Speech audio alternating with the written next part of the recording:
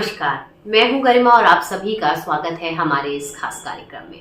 अपनी इस भक्ति यात्रा में आज हम आपको दर्शन कराएंगे भगवान हनुमान के एक बिल्कुल अलग स्वरूप के। हम आपको लेकर चलते हैं राजस्थान के प्रतापगढ़ से दूर, थोड़ी सी ही दूर स्थित एक गांव झांसी में। ये गांव प्रसिद्ध है अपने एक अनोखे हनुमान मंदिर के लिए। यहाँ पर स्थित है रोकड़िया बालाजी नाम का एक मंदिर। ये मंदिर भगवान हनुमान को समर्पित है।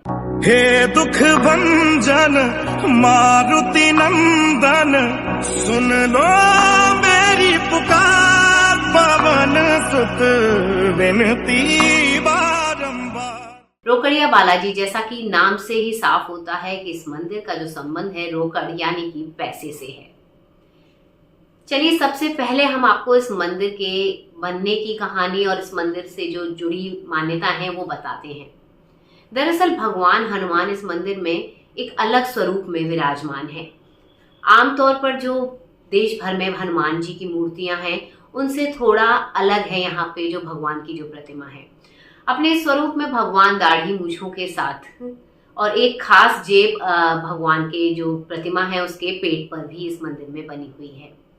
कहा जाता है ये जो प्रतिमा है वो हजारों साल पुरानी है और इसे किसी ने बनाया नहीं, ये जमीन से प्रकट हुई थी। और उसके बाद यहाँ पर जो भक्त हैं उन्होंने इस मंदिर का निर्माण कराया। भगवान को रोकड़िया बालाजी कहा जाता है क्योंकि यहाँ पर सच्चे मन से आने वाले सभी भक्तों की आर्थिक दिक्कतों को दूर करते हैं हनुमान जी।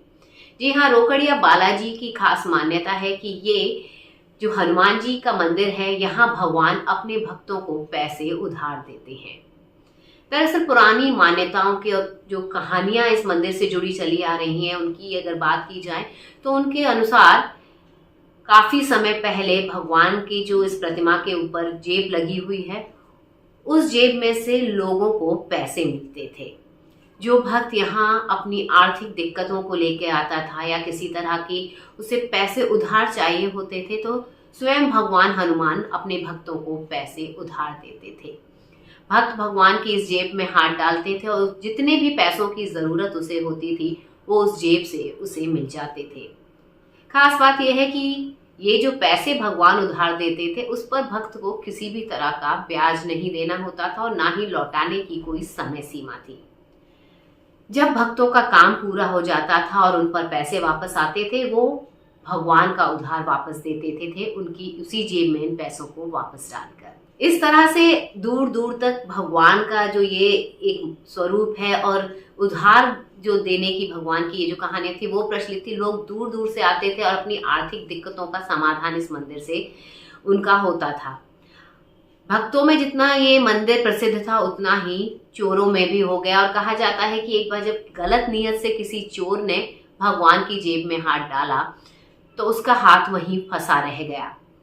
भगवान से 1000 विनती करने के बाद और प्रार्थना करने के बाद जब उसने क्षमा याचना की तब जाकर उसका हाथ जरूर इस मूर्ति की जेब से निकल गया, लेकिन उसके बाद से मूर्ति से पैसे निकलना बंद हो गए। जेब से पैसे निकलना भले ही बंद हो गए हो लेकिन भगवान हनुमान का चमत्कार इस मंदिर में बंद नहीं हुआ।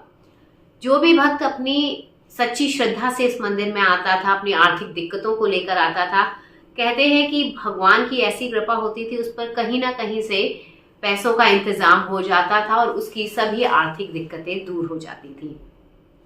और आज भी ये मान्यता लगातार चली आ रही है। भक्त दूर दूर से आते हैं, किसी के जमीन के मुकदमे अगर फंस रहे हैं और भक्त सच्चा है तो कहते हैं कि उसका भी निवारण भगवान हनुमान करते हैं। भक्तों को जब भगवान इतना दे रहे हैं तो भक्तों ने भी अपने जिन जिन भक्तों को यहाँ से लाभ हुआ उन्होंने भगवान के इस भव्य मंदिर का निर्माण कराया।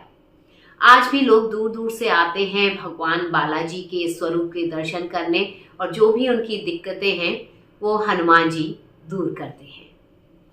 धन्यवाद। हमारे चैनल आई ऑफ ट्रुथ को सब्सक्राइब कीजिए YouTube पर, इसे फॉलो कीजिए Facebook पर, Instagram पर, Twitter पर और कू पर। हमारे चैनल के बारे में फीडबैक देने के लिए हमें मेल कीजिए ioftruth.6@gmail.com पर।